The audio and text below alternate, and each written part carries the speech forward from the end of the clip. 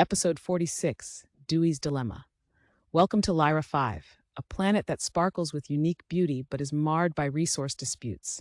It's a place where people fight over what they need to survive: water, energy, and even land. Enter Dewey, our slightly anxious yet well-meaning diplomatic liaison. Today he faces a monumental task: to bring two warring factions to the negotiation table, hoping to turn fight into friendship. But here's a burning question for you. How can understanding and compassion change the course of a conflict? Let's dive into Dewey's world and explore how he handles this daunting challenge. Dewey stood in front of the negotiation chamber, fidgeting with the collar of his shirt as he tried to calm the storm of butterflies in his stomach. His role as a diplomatic liaison wasn't just some title, it was a responsibility that weighed heavily on his shoulders. No pressure, right? I'm only trying to prevent a full-blown war. No biggie, he muttered under his breath. Just then, Engineer Bolt sidled up to him, offering a reassuring grin. Don't worry, Dewey. Just keep calm and don't accidentally call them dum-dums in your speeches. With that friendly banter, Dewey attempted a smile, but inside, his anxiety surged. Could he truly unite these factions divided by pain and distrust? The stakes couldn't be higher, but he was determined to try. As the factions gathered, the tension in the room was palpable. Dewey cleared his throat, envisioning a hopeful future of harmony. However, as soon as he opened his mouth, chaos erupted. If you don't respect our claims, we'll take what's ours by force, shouted Faction Leader 1, his face red with anger. Faction Leader 2 retaliated. Your people started this chaos. You're the ones to blame. Panic began to swirl within Dewey as voices grew louder and gestures turned frantic. Can we just, chill for 2 seconds?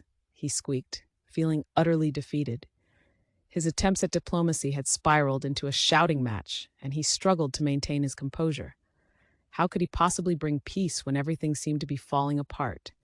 Just when Dewey felt ready to throw in the towel, he heard a soft voice whispering beside him. It was Medic Luna.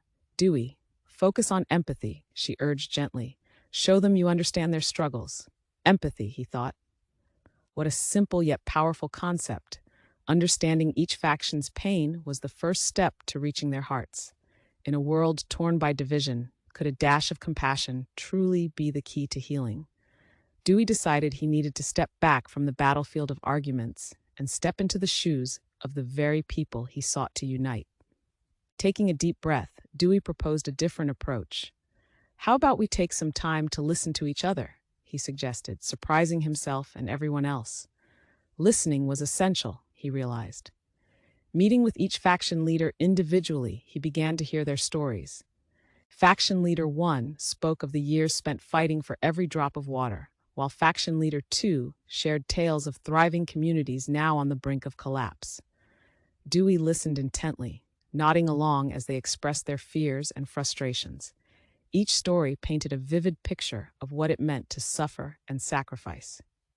As Dewey learned about their struggles, he recognized a shared humanity, a sparkling thread that could weave them together. His heart swelled with hope. Perhaps this was the turning point he needed. With empathy ignited, Dewey gathered both factions for a second meeting, but this time, the atmosphere had shifted. What if we put our energy into something positive? Instead of it being you against us, let's collaborate, Dewey urged passionately. Tentatively, faction leaders exchanged glances, the tension giving way to curiosity. Could a compromise be reached? Dewey proposed sharing resources and creating a joint council to oversee equitable distribution. Together, we can build something greater than this conflict, he pleaded. Their reactions were cautious, a mix of skepticism and budding hope. Would they dare to envision a peaceful future?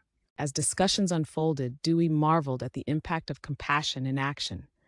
By choosing to listen and empathize, he had transformed the dynamic from adversarial to collaborative. In the end, the factions began to see the value in open communication. Dewey's journey taught him that diplomacy isn't just about containing conflict. It's about recognizing our shared humanity. If we can embrace empathy, perhaps we can all be agents of change in our communities. So remember, in times of tension, let us not forget the power of understanding.